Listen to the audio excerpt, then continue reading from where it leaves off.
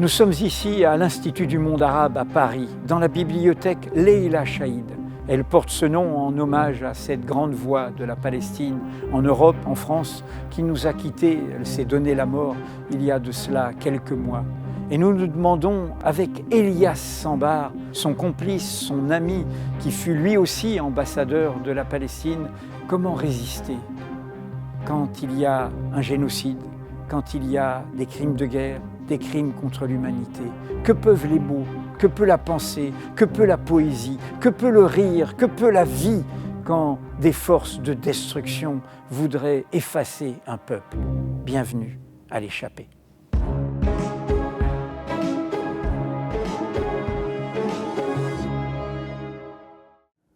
Comment parler aujourd'hui? Comment, témoin d'un génocide qui nous vise, venir à bout de l'incroyable pesanteur qu'acquièrent les mots? Comment, en ces heures où notre disparition est à l'ordre du jour, tenir un discours qui ne consacre pas pour autant notre sortie forcée du paysage? Comment dire autre chose quand nous sommes menacés comme jamais auparavant? Quel sera le futur, si tant est qu'il y en ait un? Elias Sambar, bienvenue à l'échappée. Je viens de citer des lignes de la conclusion de ce nouveau dictionnaire amoureux de la Palestine, conclusion qui se boucle avec l'introduction autour de la lettre D, dernière fois, disparition, déplacement, douleur aussi, et en réponse à une question que vous pose votre fille aînée: parleras-tu toute ta vie de la Palestine? Alors, vous en avez parlé beaucoup. La Palestine a saisi votre vie. Vous êtes palestinien. Je vais raconter votre itinéraire. J'ai là tous vos livres, ou presque. Figure du Palestinien, Le bien des absents, ce formidable livre sur les images, les photos d'un peuple qu'on a voulu faire disparaître. Est-ce que ce livre ne dit pas qu'au fond, pour éviter la disparition, les mots permettent de la conjurer? C'est incontestable. D'ailleurs, on n'a pas arrêté de parler, en fait. Ce qui est nouveau, c'est que pendant des décennies, nous étions face à une surdité volontaire. Désormais, on nous entend, il faut bien quand même le dire. Mais ce qui est très triste, c'est à quel prix. Qu'est-ce qu'il nous a fallu payer en morts, en victimes, pour que la surdité volontaire s'arrête. Donc ça a été vraiment le prix fort et ça n'est pas fini. Nous allons continuer à devoir payer la note en permanence. Mais en échange, ou plutôt en contrepartie, sur l'autre plateau de la balance, il y a le fait que nous avons réussi, au bout de quasiment un siècle maintenant, à sortir du statut d'invisibilité auquel on nous avait assigné. Et ça ne se voit pas, ça n'entre pas beaucoup dans les bilans politiques classiques, mais je crois que si on peut, pour ne pas utiliser à tort à travers le terme d'un changement historique, en donnant vraiment tout le poids à ce terme, je crois que le grand changement historique qui restera de ces 60 ans de combat, de lutte nationale, du mouvement national palestinien, seront précisément la sortie de l'invisibilité. Mais une fois que vous êtes sorti de l'invisibilité, la terre entière vous dit: bon, maintenant que je te vois, qu'est-ce que tu as à dire? Je pense que c'est cela aujourd'hui qui est mis sur la table. C'est ce qui restera, je pense. Et ça a été une période magnifique. Bon, pour moi, elle était magnifique parce que je fais partie des milliers de personnes, de femmes, d'hommes qui l'ont vécu et qui continuent à la vivre. Mais de cette période, si on veut un jour dire, voilà, dis-moi en une phrase, qu'est-ce qui s'est passé pendant 50 ans du mouvement national palestinien, je dirais une chose très très simple, qui est: nous avons réussi à ramener un nom, N-O-M, qui avait été effacé et qui était nié. Je me souviens d'une discussion un jour avec Mahmoud Darwish et que je n'ai jamais oublié. Le grand poète que vous avez traduit en français. Et mon grand ami. Un jour que j'étais déprimé. Et il avait cette capacité très belle. Il vous posait les questions avant que vous ne parliez, mais c'était le sujet dont vous vouliez parler. Il y avait une espèce d'intuition de grand poète. Il me dit, qu'est-ce que tu as, qu'est-ce qui te prend? Et je lui dis, tu sais, bon, quand même, c'est dur, hein, quand même, tout ça. Et bon, au bout du compte, il y a des moments où je me dis, mais qu'avons-nous réalisé? Et il a explosé. Il m'a dit, mais comment tu poses ça? Comment tu dis ça? Je lui dis, écoute, regarde. Et il me dit, mais tu ne comprends pas? Je lui dis, quoi? Qu'est-ce que je ne comprends pas? Il me dit, mais vous avez sauvé le nom, N-O-M. Et c'est vrai, le nom est là maintenant. Et il devait disparaître. Donc, c'est une période difficile, c'est une période où, comme toujours, les pauvres payent toujours le prix le plus fort. C'est jamais à prix réduit pour les pauvres. Nous avons payé et nous allons continuer à payer. Mais il y a quand même aussi une très belle obstination, je le dis toujours, qui est celle des gens simples.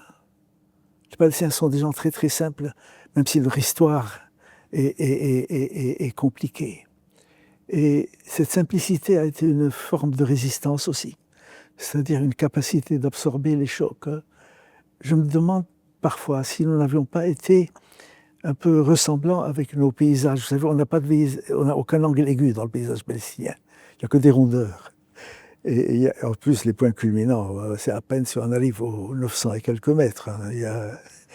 Il y a un peu cette rondeur du paysage qu'il y a dans le caractère des gens. Et je pense que c'est un peuple qui pourrait être ingouvernable par sa douceur. Vous dites qu'on a réussi à redonner un nom que la Nakba de 1948 a voulu effacer, que ce ne soit plus qu'un peuple de réfugiés. Vous dites d'emblée dans notre entretien, tout de suite, vous avez dit on nous entend de plus en plus.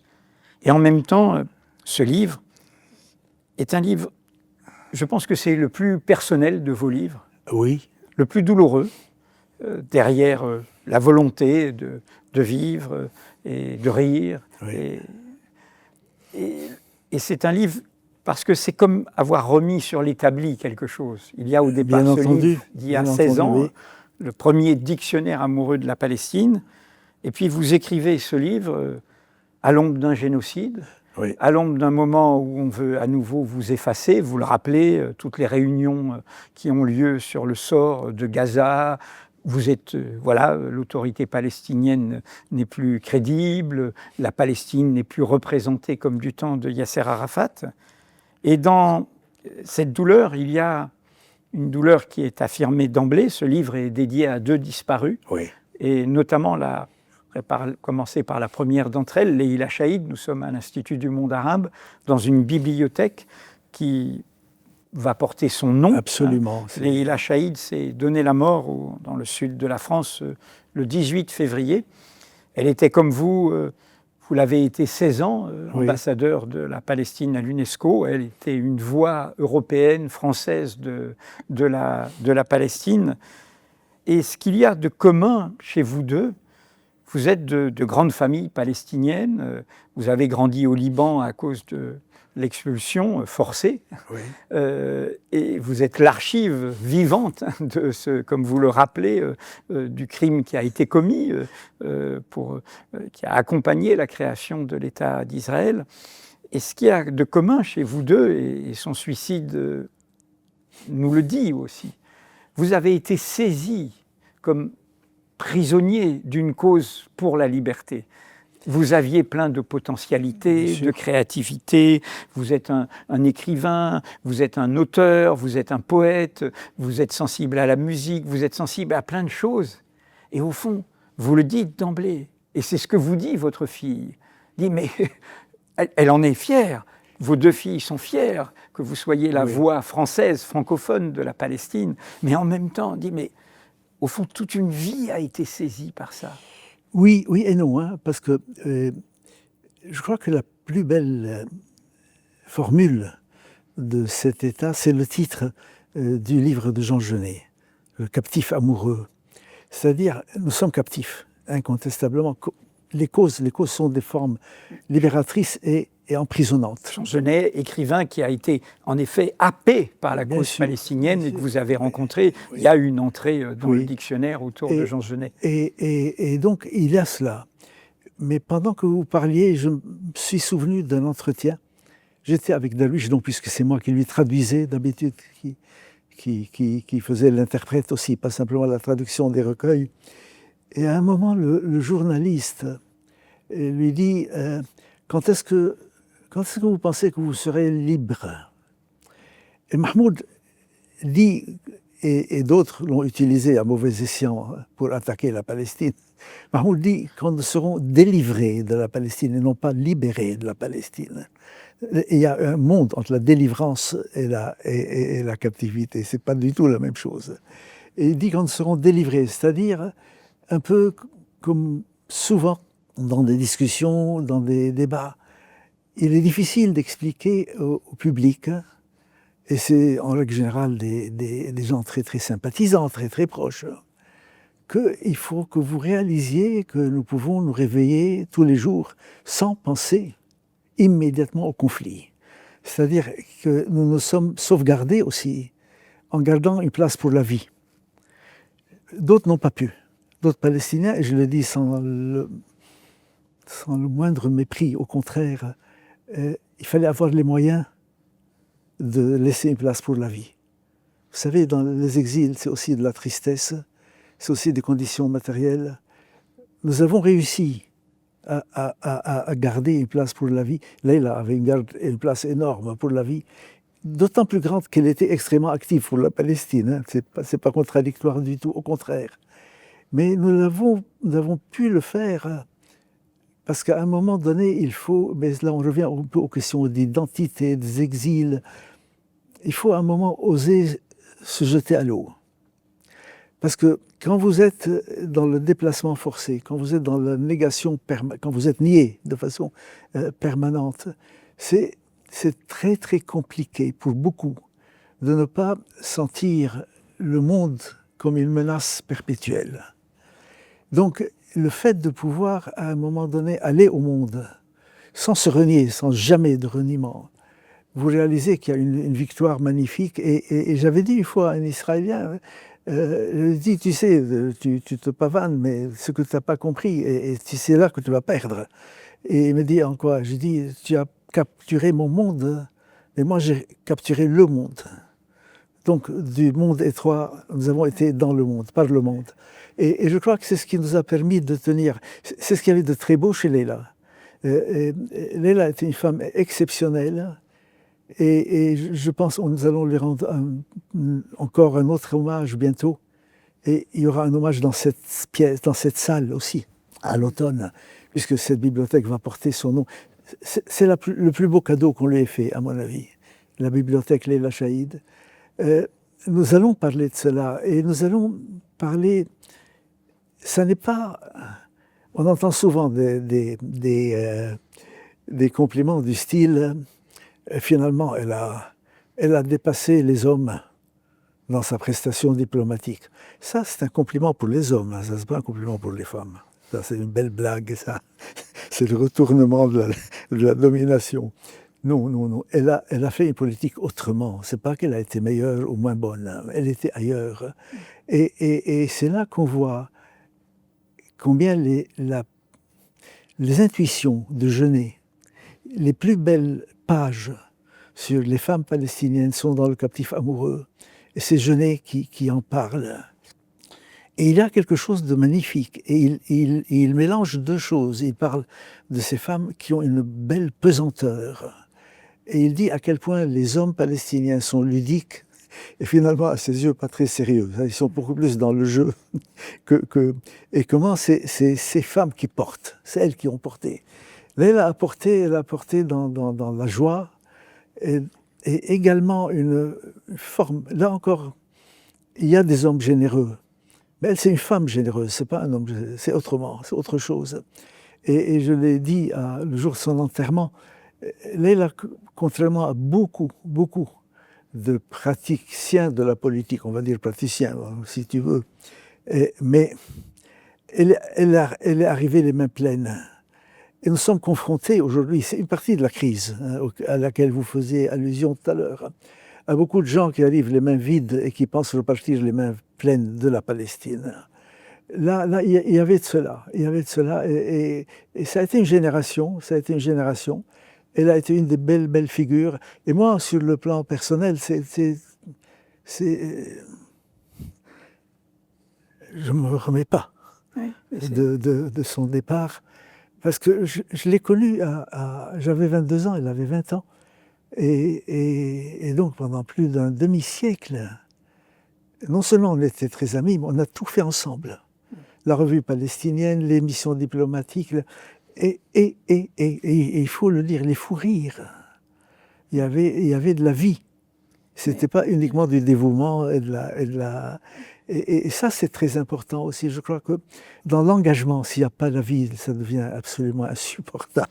Vous avez dit, en parlant de dialogue avec un Israélien, nous, on a gagné le monde. Et oui. C'est l'hommage que nous avons rendu à Leïla Chaïd en disant qu'elle représentait toute l'humanité de la Palestine, oui. La dimension universelle de cette cause. On va revenir sur ces questions de l'identité. Et en même temps, je me souviens du jour où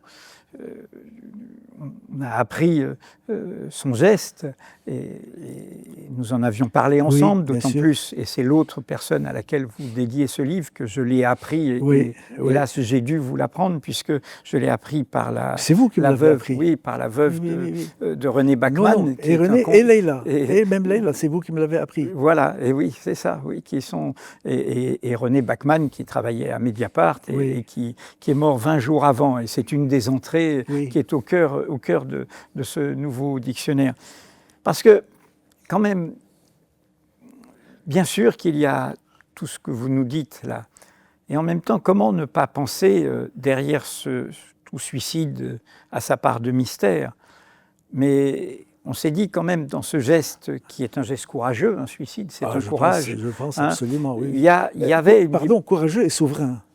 Et une dimension de protestation, c'est-à-dire nous savons tous, et vous le dites proprement, j'allais dire tranquillement, sans polémique, mais il y a l'échec de l'autorité palestinienne, la divergence avec le côté identitaire islamiste du Hamas, une sorte d'impasse politique.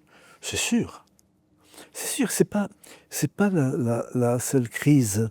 J'ai beaucoup pensé ces derniers temps, sans que l'une soit la clé de l'autre. J'ai beaucoup pensé à l'année 38. En 1938, la Palestine sort, et ça, très peu de gens le savent. C'est un pays minuscule où il y a à peu près 1 300 000 habitants. C'est quasiment une ville. Et 500, je crois, ou même pas, 400 000 immigrants juifs. Rien. Le pays sort de 3 ans d'une campagne de combat dans les maquis et dans les villes qui force, à l'époque, l'Empire britannique à stationner sur le territoire palestinien 100 000 hommes d'armée. Je ne sais pas si vous réalisez ce que c'est. Ça fait quelle proportion? 100 000. C'est quasiment un soldat pour 10 personnes. Ils avaient acheminé des troupes des Indes, du canal de Suez, de Chypre, de Malte, et sans compter les unités déjà installées dans le pays, qui était une colonie britannique qui ne disait pas son nom. Et il a fallu ça, en 1938, non pas pour calmer le jeu, mais pour dire à la Palestine, et là, elle a été, cette fois-là, également trahie par ses directions traditionnelles, calmez-vous. Arrêtez les maquis et il y aura un État palestinien après la guerre. Nous sommes à la veille d'une guerre, tout le monde le savait, les Britanniques le savaient. Calmez le jeu et là, les frères arabes qu'on voit aujourd'hui à l'œuvre sont entrés dans la danse et la direction palestinienne est entrée dans la danse, elle a arrêté le jeu. Quel rapport avec le suicide de Leïla? Je vais te dire. Ouais. Nous avons perdu la Nakba en 1938, pas en 1948. Nous sommes arrivés en 1948 dans un terrain de combat où c'était déjà joué. et où surtout... Avec l'ombre du génocide européen. Bien entendu, et les États-Unis qui entrent comme un acteur monumental dans la partie. Mais du point de vue palestinien, qu'est-ce qui s'est passé en 1938 ? À partir de 1938, les faits. Et là, j'ai beaucoup travaillé sur cette période, sur les bandes dans les montagnes, les partisans, les réseaux dans les villes. La Palestine en 1948, et c'est cela ce qui me trouble beaucoup aujourd'hui, a affronté son adversaire en ordre dispersé. Si on regarde bien les combats qui ont eu lieu en 1948 pour la Nakba, qui ont abouti à ce vidage 80%. Énorme, les régions qui tombaient n'étaient pas secourues par les régions voisines. Chacun, dans ce pays minuscule, encore s'il fallait encore plus fractionner, chacun s'est battu chez lui. Et donc on est revenu à une sorte de démantèlement. Qu'est-ce qui est en train de se passer aujourd'hui ? Les pays arabes, surtout ceux qui sont en train d'aider Gaza, pour que Gaza continue à pouvoir manger, etc., ont fait de Gaza un pays en soi. Gaza est héroïque, mais le jour où Gaza oubliera qu'elle est également la Palestine, on est fichu. Maintenant, qu'est-ce qui se passe ? Il y a des fractionnements, et ils sont en train d'être consacrés, bien sûr, par la volonté américaine, par les intérêts de l'État d'Israël, mais également par le pseudo-jeu solidaire d'un certain nombre d'États arabes. Alors, ce que je me dis, et c'est cela qui fait que je réfléchis, quand Yasser Arafat a lancé le mouvement, le gros des conflits avec les États arabes et les gouvernements ne venait pas du fait qu'ils étaient contre la cause palestinienne, mais ils étaient contre les Palestiniens. C'est ce que disaient les gens simples à Beyrouth. Je crois que c'est un des points les plus pertinents. Les gens disaient, les gens simples, les Arabes, parlant des gouvernements, sont pour la Palestine, mais contre les Palestiniens. Donc, la Palestine, ils ne sont pas contre, à condition qu'elle soit un atout dans leurs mains, une carte. Nous sommes en train d'assister à cela aujourd'hui. Ils ont repris la main. Ils ont repris la main et ils ont remporté... Ça a pris 60 ans pour qu'ils la reprennent. C'est pour ça qu'ils haïssaient Arafat, tous. Parce que nous avions à un moment donné dit, nous sommes arabes, nous sommes les premiers à être les plus solidaires que vous tous, mais nous parlons pour nous-mêmes.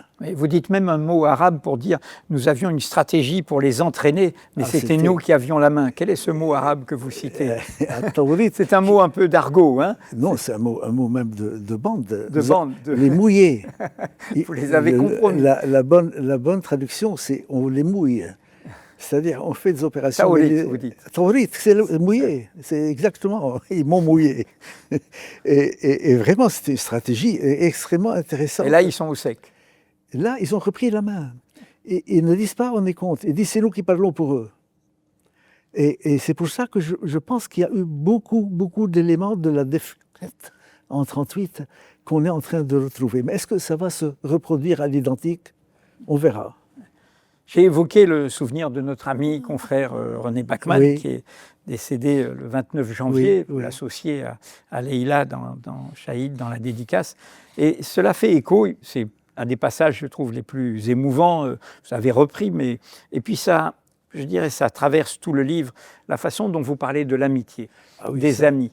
Et vous, d'ailleurs, vous prenez une phrase d'Hannah Arendt, c'est une sorte de prise de judo, hein, vous renversez, qui répond à Gershom Scholem, qui était un grand intellectuel qui avait fait son alia en Palestine et qui voulait... La Kabbale, c'est la grande référence pour la Kabbale. Voilà, et qui voulait absolument que Walter Benjamin, Benjamin, que Hannah Arendt, ses amis reviennent. Il était acquis au sionisme et viennent. Et elle répond à Gershom Scholem, qui lui en voulait de son Eichmann à Jérusalem, de la banalité du mal et tout. Et elle lui dit, au fond, tu n'aimes pas ton peuple, etc. Enfin, d'ailleurs, il y a eu toute une cabale, comme souvent, hein, dans les extrémismes identitaires, il y a des cabales, on est ce qu'il y a de plus proche, self-eating Jew, hein, tu es une juive qui se déteste elle-même. Et elle répond, et vous dites, j'ai depuis longtemps fait mienne la réponse de Hannah Arendt à Gershom Scholem. Aimer son peuple, je ne sais pas ce que cela veut dire. Moi, j'aime mes amis. Oui, bien sûr. Bien sûr. Vous savez, les gens qui disent « j'aime mon peuple » devraient plutôt dire « j'aime la cause pour laquelle mon peuple se bat ». Ça, absolument. Et j'aime la justice, je voudrais qu'elle soit au rendez-vous de mon peuple. Par contre, à partir du moment où on se met à parler en entité absolue, on fait d'un peuple une chose qui n'existe pas. On oublie qu'il y a de tous les peuples, qu'il y a des gens infréquentables, que dans tous les peuples il y a des héros, que dans tous les peuples il y a des collaborateurs, et ainsi de suite. Donc aimer son peuple, c'est quand même se battre pour dire sa diversité, et avec des composantes qui ne sont pas forcément sympathiques. Mais c'est la diversité qui dit qu'un peuple est vivant. Sinon, on tombe dans une organisation de type un régiment stalinien, hein, c'est tout.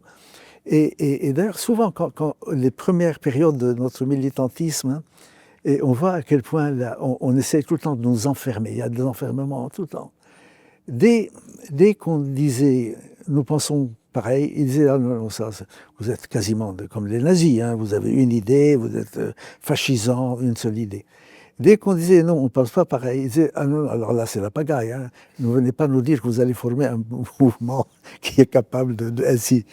Et il y a toujours eu ces espèces de clichés. Moi, en ce qui me concerne, ce qui m'a toujours touché, et vous le savez, on ne va pas jouer la comédie, on se connaît. Et moi, j'ai toujours voulu être du côté de la vie. Et il y a un très beau passage sur la nourriture. Il y a la musique, il y a la poésie, mais il y a la nourriture avec les recettes de votre ami Farouk Mardambey que vous avez convoqué à cette occasion. Et il vous donne ces recettes. C'est le meilleur. Il a publié toutes sortes de livres. Oui. Si vous voulez avoir la bonne cuisine arabe, voilà. Lisez Farouk Mardambey. Pardon. Mais non, ce qui est très beau dans ce passage, oui. Il y a une recette très palestinienne que Farouk ne connaissait pas. Oui, qui est la mauve. Oui. Nous avons une façon de cuisiner la mauve.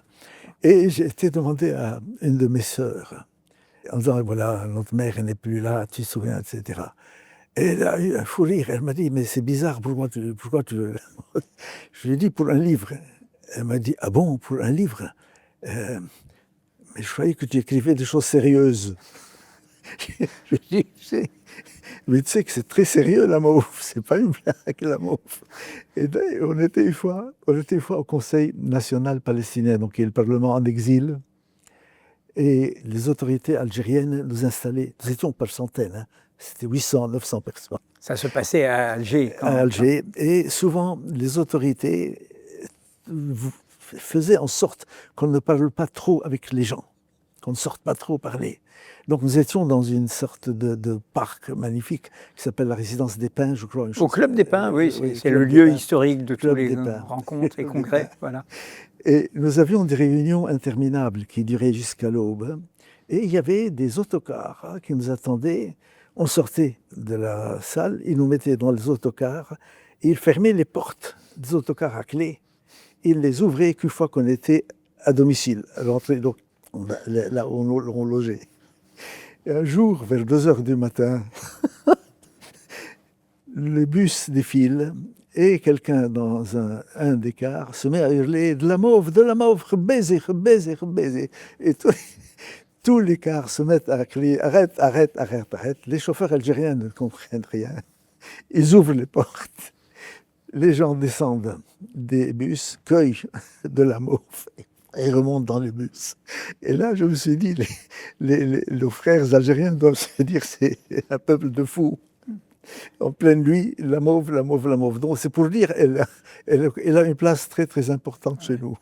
Et l'amitié, comme vous dites, c'est une chose sérieuse. Quand vous dites, tu n'écris que des choses sérieuses, mais l'amitié, c'est une chose sérieuse. Bon, terminer sur le souvenir de ce confrère, ami très cher, René Bachmann, qui a écrit sur tout cela à Mediapart, après avoir été longtemps à l'Observateur. René, vous parliez de Jean Genet, a été saisi comme reporter international. Il était plutôt sur l'Indochine, le Vietnam, par la question de Palestine, en allant au Liban au moment où il y a l'occupation israélienne, les massacres de Sabra et Shatila. Et je voulais vous parliez, en sortant un petit peu du livre, au moment où on parle, il y a non seulement Gaza, non seulement la Cisjordanie, mais Israël est à nouveau au Liban, commet des crimes de guerre au Liban, et cela me permet de convoquer le souvenir de quelqu'un auquel vous aviez rendu hommage, qui a été tué dans un attentat, probablement commandité par la dictature syrienne, qui est Samir Kassir, qui était un confrère, comme toute cette histoire où vous êtes des Libanais palestiniens, et qui avait été un des leaders du printemps libanais, et qui avait fait ce livre très, très, très fort, Considération sur le malheur arabe. Il faudrait dire deux mots. Samir est un Libanais. Sa mère est syrienne. Son père est un réfugié de 48 de Palestine, qui est arrivé comme mes parents, comme nous, par la route vers le Liban. La famille paternelle est de Jaffa, la maman est de Latakié, et lui est alors de Beyrouth presque comme une nationalité. Il est beyroutain, libanais. Ce que vous ne savez pas peut-être, c'est Samir qui m'a fait faire la connaissance de René. De René Bachmann? C'est par Samir Kassir? Parce que Samir... je ne savais pas. Oui, Samir allait rejoindre l'équipe de la revue palestinienne. Et il est venu me dire, écoute, il y a un journaliste qui est extrêmement étonnant. Et il faudrait que tu fasses sa connaissance. Il a compris tout très vite.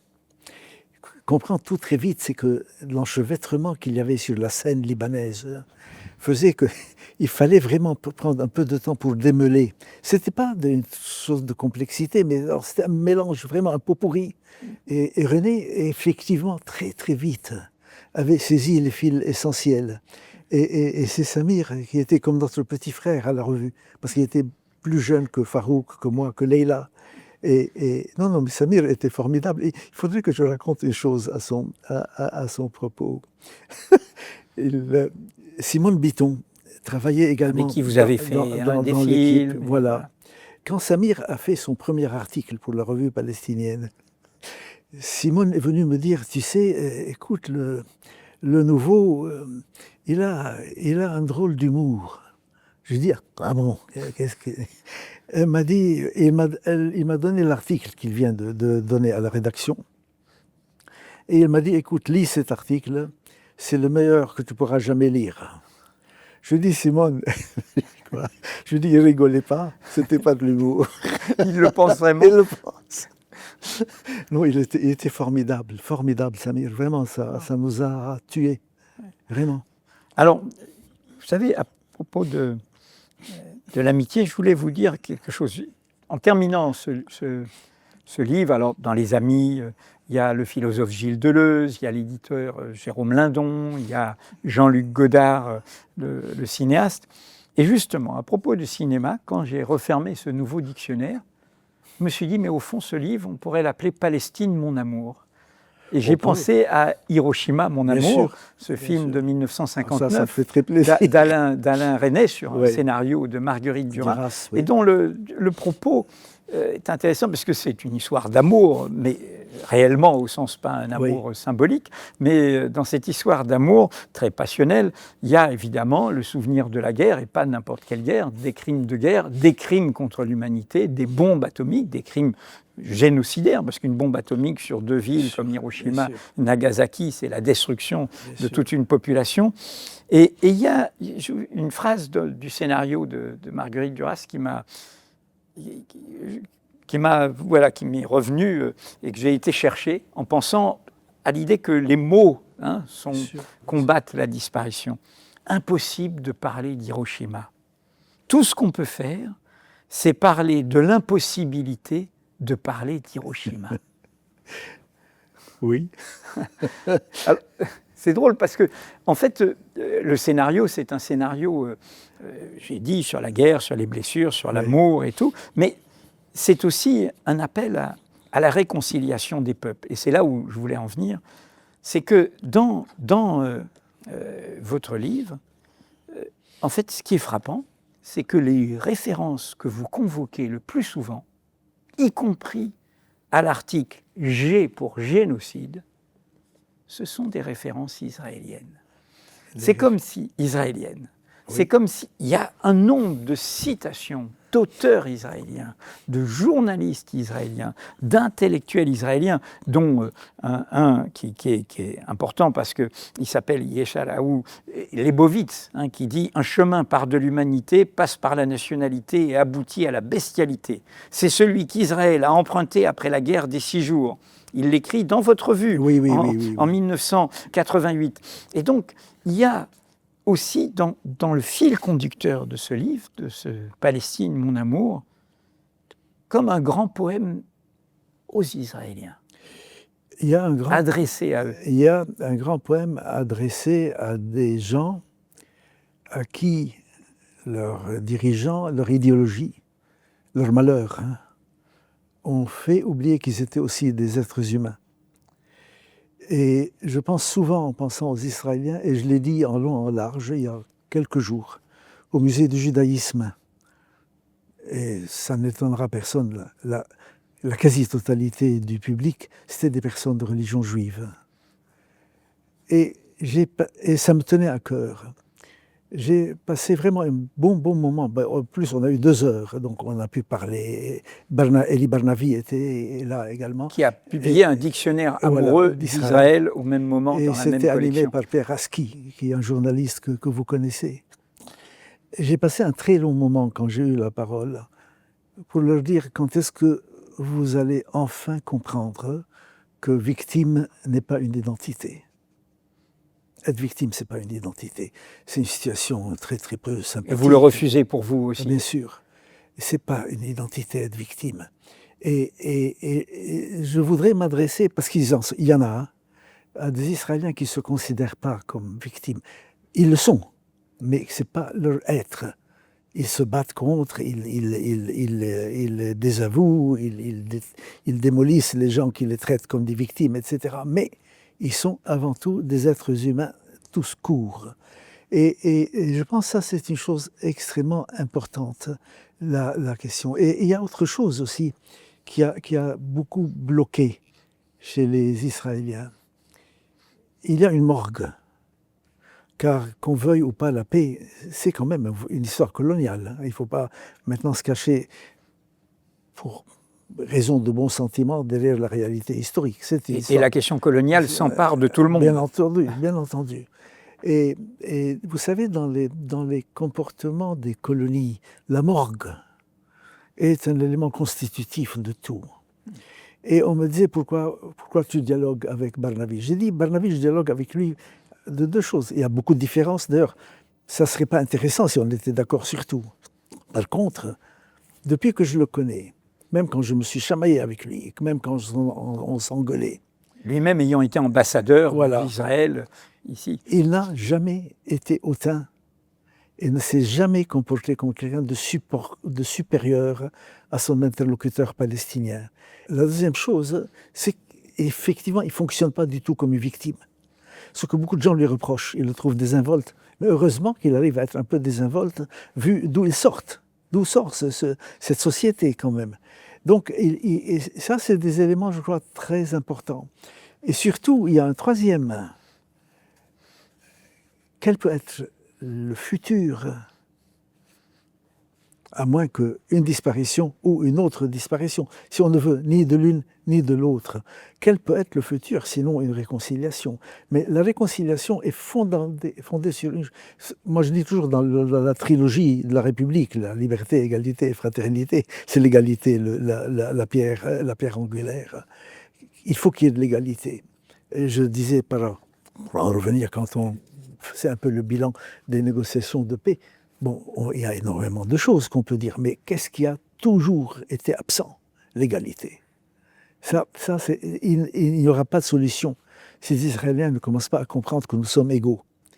Et ça, c'est quand même une des choses qui est venue avec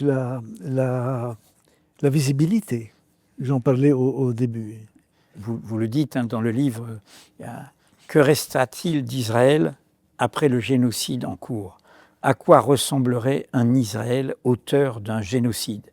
Et je dis à celles et ceux que j'invite à lire ce livre, c'est que justement à l'article G comme génocide, vous faites très attention à un moment, il y a ce que vous appelez la bande-son, et on l'entend vraiment, qui est terrifiante, qui fait partie des éléments qui sont devant la CPI, des éléments de preuve sur l'intentionnalité. Et cette bande-son qu'on écoute avec vous, échantillon, vous ne la puisez que dans des sources israéliennes. Ah oui. Et ça commence, nous devons les supprimer, ce sont des animaux humains, c'est toute une nation qui est responsable, nous devrions larguer une bombe nucléaire sur Gaza, en gros tout est fauché, tout, qu'est-ce que tout c'est tout ce qui est construit, des vergers, oui, des étables, les poulaillers, oui, tous les bâtiments. Enfin bon, je ne vais pas toute la citer. Et au fond, ce qui m'a frappé, c'est que vous pourriez vous-même être dans une, non pas hautain, mais dans une forme de distance. Et au fond, l'humanité qui passe dans votre livre, c'est que vous êtes au fond soucieux de ce qui leur arrive à eux, je pense au peuple israélien. Comment vit-on en ayant accompagné un génocide? Et surtout, quelle illusion les Israéliens, s'ils pensent qu'une fois que ça sera arrêté, parce que ça va s'arrêter, tout s'arrête à un moment, ils vont revenir à une vie telle qu'ils l'ont connue. Ils sont en train de démolir les Palestiniens, c'est ça qu'ils pensent, mais ils sont en train également de démolir totalement le pays qu'ils pensaient avoir construit.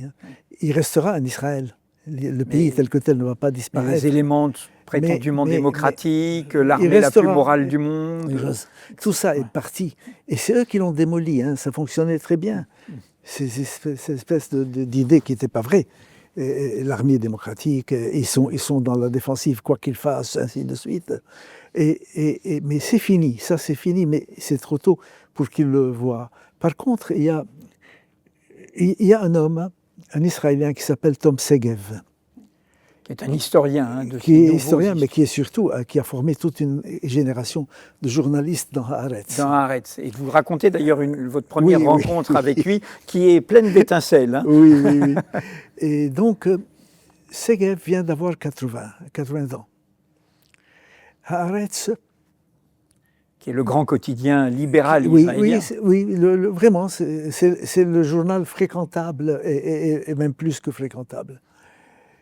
Vient de lui faire un entretien fleuve qui pourrait être quasiment un livre, un petit livre. Il raconte tout son enfance. Il est allemand. C'est un fils de 2 personnes du Bauhaus qui fabriquaient des jouets de bois qui sont retrouvés en Palestine. Le père est mort en 1948. Cette école d'architecture et de design. Qui ont bouleversé là. Et donc, il raconte. Et c'est un sioniste très très convaincu, mais encore une fois, c'est les gens avec lesquels vous pouvez parler. Et à un moment donné, je suis tombé des nues. Il dit une bombe, vraiment une bombe. À un moment, arrivé à cet âge, ayant vécu toute la période, il dit au journaliste qui recueille ses propos, vous savez, je ne sais pas aujourd'hui si notre erreur n'a pas été d'avoir voulu un État.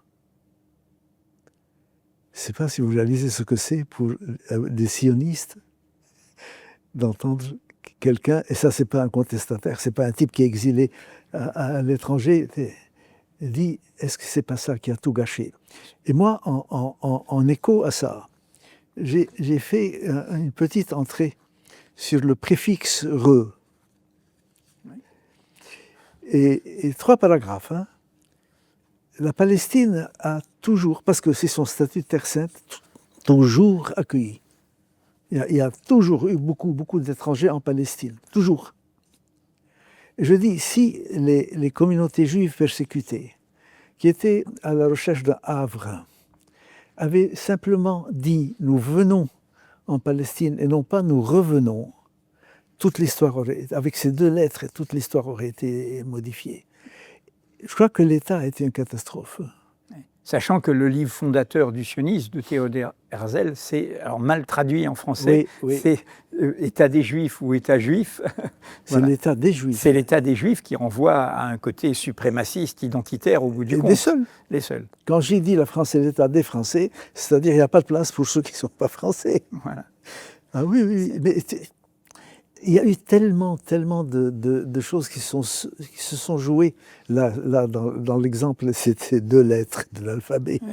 Tellement de choses qui se sont jouées comme ça. Et à propos de ce il y a, pas un scoop, parce que les historiens le savent, mais vous exhumez, vous rappelez combien nous sommes oublieux dans le contexte des résolutions des Nations Unies qui ont accompagné la légitimité fondatrice de l'État d'Israël, combien la résolution du 11 mai 1949, qui accepte Israël à l'ONU, incluait la reconnaissance préalable d'une autre résolution, celle du 11 décembre 1948, qui est celle du droit au retour. Et vous vous rappelez, ainsi Israël n'a-t-il pas seulement reconnu la résolution 181 dite du partage de la Palestine, ce qui ne s'est pas fait, ce que tous les manuels d'histoire relèvent, mais également celle du droit au retour des réfugiés dans leur foyer, ceux dont les mêmes manuels ne soufflent mot, et évidemment ce qui ne se fait pas.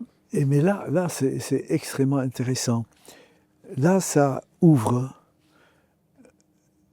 de façon très flagrante la question de l'article 3 de la Convention sur le génocide. L'article 2, que tout le monde connaît, définit les conditions quand est-ce qu'il y a génocide, etc. L'article 3 touche aux complices. Oui, il y a une condition, la complicité, c'est-à-dire tous ceux qui nous écoutent et qui sont dans ce pays-ci du génocide. Et je l'ai également beaucoup dit il y a quelques soirs. J'ai dit également au musée du judaïsme, et ça, je l'ai dit également beaucoup de fois avant, les amis d'Israël l'ont poussé au suicide. J'en suis convaincu. Quand vous avez une communauté qui sort dans un état indescriptible, communauté, un peuple des humains. Vous parlez du génocide des Juifs de la Deuxième Guerre mondiale. Et que vous dites plus jamais ça, absolument plus jamais ça. Et que vous dites à cet état qui est en train de naître, vu tout ce que tu as subi, tu peux faire tout ce que tu veux, on te couvre. Vous le menez lentement vers son suicide. Vous ne lui dites pas, fais attention, il y a des limites, précisément pour que tu puisses continuer à être dans des rapports de beau voisinage. Vous lui dites, fais tout ce que tu veux, on te comprend. Et c'est comme ça que va naître une idée terrifiante. J'en avais beaucoup à l'époque discuté avec Pierre Vidal-Naquet. Parce que d'ailleurs vous aviez été un peu artisan à un moment d'une chose qu'on avait faite, Vidal-Naquet et moi, pour bloquer un congrès des révisionnistes et des négationnistes à Beyrouth, exactement. Où la cause palestinienne servait d'alibi pour un négationnisme. Vous nous aviez passé la page, et ça a bloqué, en première page du Monde, je me souviens. D'ailleurs, on a réussi à empêcher là. Et avec Pierre, il y avait toujours une discussion. Je lui disais, mais de quoi héritent les victimes? Pardon, je me suis mal exprimé. Qu'est-ce qu'elles laissent en héritage? Les victimes, elles meurent. Est-ce qu'elles laissent des droits? Et je disais à Pierre, tu sais, les victimes ne laissent pas de droits, elles laissent que des devoirs. On n'a pas dit ça aux Israéliens quand on les a fondés en 1948. On leur a dit, vous avez tous les droits et pas de devoirs. C'est pour ça que je pense qu'aujourd'hui, et je le pense vraiment, hein, je ne suis pas en train de faire de la prospective, je crois que le jour, et qu'on me prenne à témoin si je suis encore de ce monde, le jour où Israël sera dans un très grand pétrin, qui sera vraiment rentré dans le mur, vous allez voir le nombre de pays amis d'Israël qui vont se laver les mains. Vous allez voir le nombre de pays amis aujourd'hui qui ne disent rien par rapport au génocide, qui, quand Israël sera dans le mur, diront « Ah oui, mais ils sont incroyables, ils ne sont jamais rassasiés, ils ne savent pas leurs limites. » Vous allez voir. ils vont les lâcher. Ceux qui se sont tus les lâcheront. C'est le propre des amis pas critiques. Les vrais amis sont les amis qui sont critiques. Le soutien inconditionnel, c'est toujours une perdition. Les autres, après, ils vous larguent dès que vous êtes dans le problème. On l'a expérimenté en tant que Palestiniens. Hein. Les amis qui applaudissaient à tout ce qu'on faisait, y compris quand on se trompait, ont été les premiers à dire bon, non, oh là là, tout de suite. Et Israël va voir ça. Elle va être confrontée à ça. Ce que vous disiez en disant les victimes, qu'est-ce qu'elles nous lèguent? Elles nous lèguent non pas des droits absolus, sans limite, mais des devoirs, hein, pour que ça ne se reproduise pas, etc. C'est au fond ce qui est la conclusion par un poème, puisque Mahmoud Darwish, avec vos mots, puisque vous nous le transmettez en français, accompagne tout ce dictionnaire. Et d'ailleurs, j'ai été retrouvé, ce poème était déjà là, mais il est passé de cet endroit-là à la fin du livre. Et c'est un poème dont je voudrais juste citer, vous les commenterez, ces quelques mots. Nous serons un peuple, donc c'est une adresse au fond, ce peuple de Palestine, si nous le voulons, lorsque nous saurons que nous ne sommes pas des anges, et que le mal n'est pas l'apanage des autres. Nous serons un peuple lorsque le Palestinien ne se souviendra de son drapeau que sur les stades, dans les concours de beauté et lors des commémorations de la Nakba. Seulement, nous serons un peuple lorsque le chanteur sera autorisé à psalmodier un vers de la sourate d'Al-Rahman dans un mariage mixte. Nous serons un peuple lorsque nous respecterons la justesse et que nous respecterons l'erreur. Ouais. C'est un très beau poème, et c'est un poème d'autant plus émouvant. Il l'a déclamé lors de sa dernière soirée poétique à Arles. En 2008. Et il est décédé quelques semaines plus tard. Et il s'est passé une chose, ça se passait dans l'enceinte, dans les vestiges romains. Et donc il y avait une colonnade. Au Grand Théâtre d'Arles, avec le trio Joubran qui l'accompagnait. Et au fur et à mesure, et c'est incroyable, où il a commencé à le déclamer, des gens, parce qu'il y avait un grand vide entre les gradins et pas la scène, mais l'espèce d'esplanade. Les gens se sont mis debout, il n'y avait pas d'applaudissements, et se sont mis à avancer. À la fin du poème, il était noyé dans une foule. Et c'est extraordinaire. Ce poème, on m'a dit ne le mets pas. Non, mais on revient à l'étroitesse. Qui est ce on?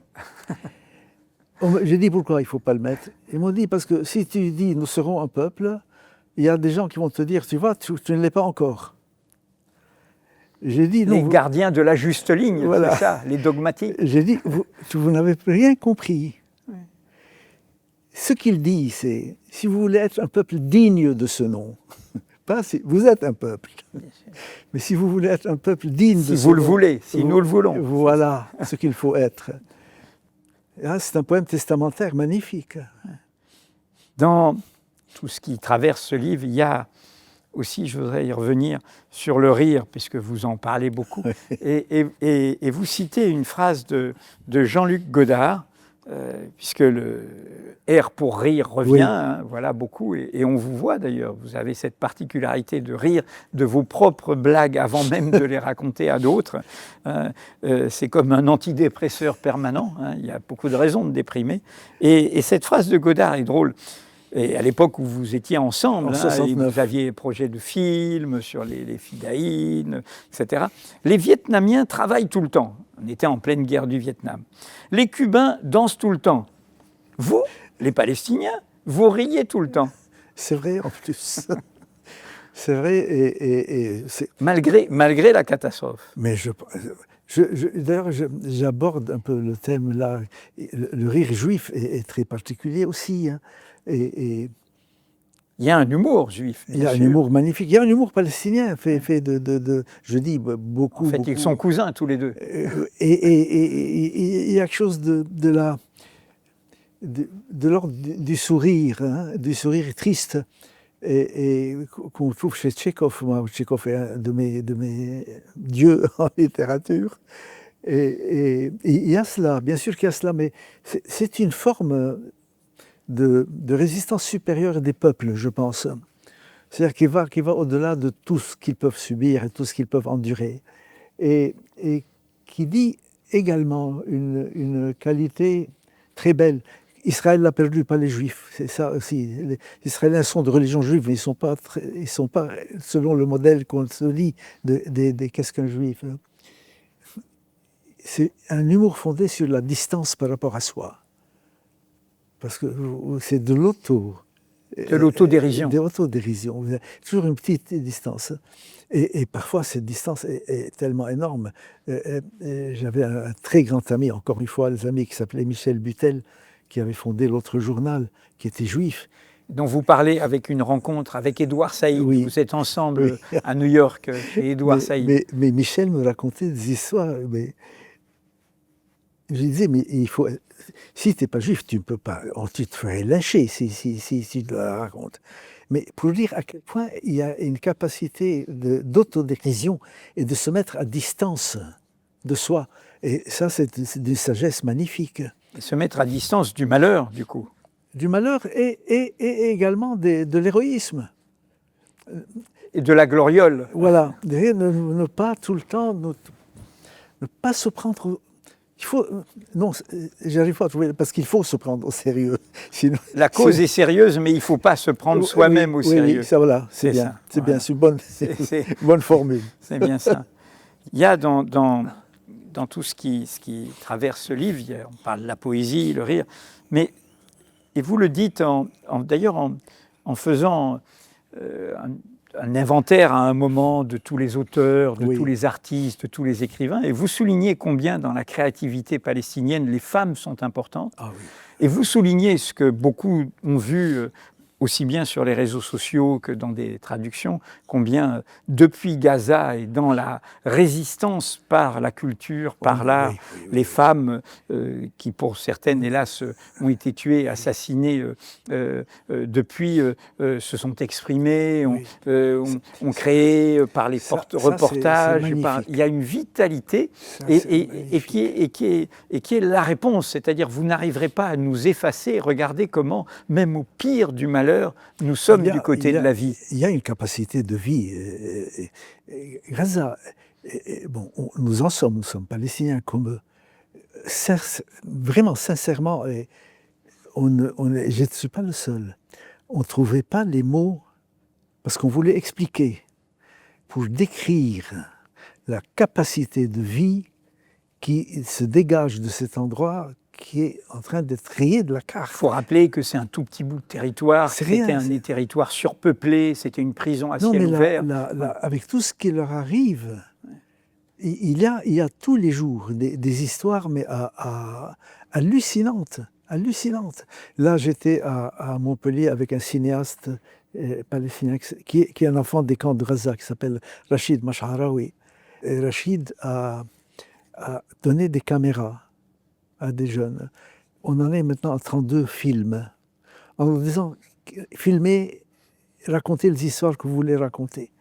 Mais il y a des petits passages de 5-6 minutes, mais à couper le souffle. Il y a notamment un atelier de fabrication de marionnettes dans une tente par des gosses qui ont tout perdu et qui racontent des histoires d'enfants. On se dit, bon, c'est fichu pour l'armée, fichu pour les avions, fichu pour les chars. La force, elle est là.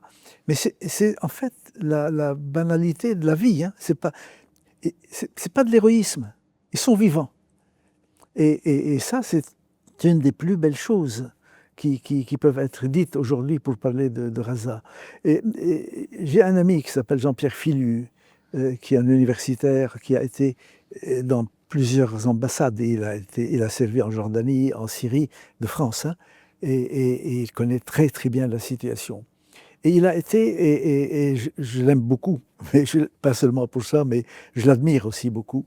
Il a été pendant 2 mois se mettre à Gaza. Vraiment, il a mis dans le cadre avec Médecins sans frontières. Il a mis sa vie dans la balance. Avant que ce soit totalement fermé, et que les ONG il est rentré, il a passé. Et vraiment, il Et il l'a pas fait pour lui dire, voilà, je suis héroïque. Hein. Il a fait cette façon d'être solidaire. Il en a fait un livre. Il a mis sa vie. Et quand il est rentré, il me disait, écoute, très, très secoué, hein, il n'y a plus rien. Il me dit, mais n'essaie pas de penser comment ils vont faire après, etc.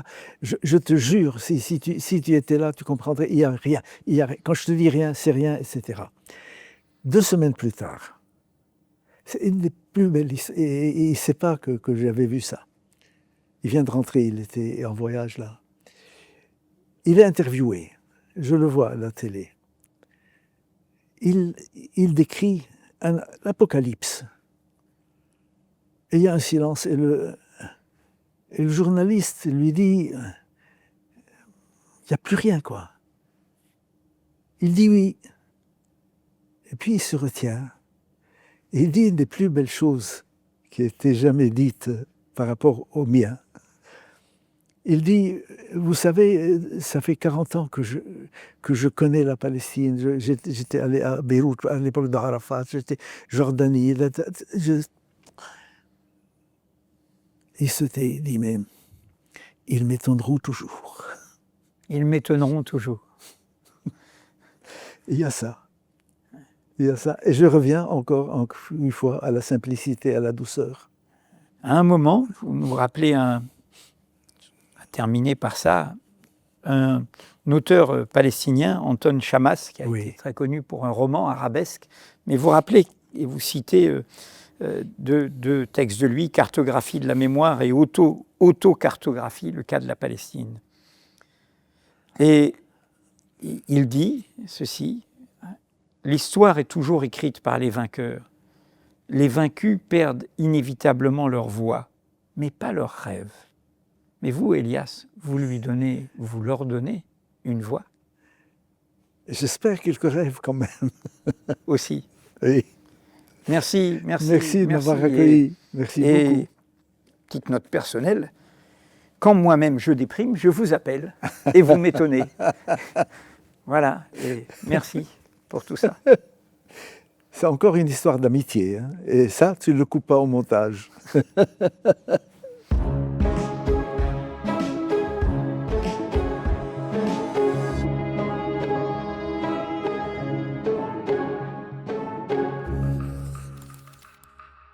Mediapart.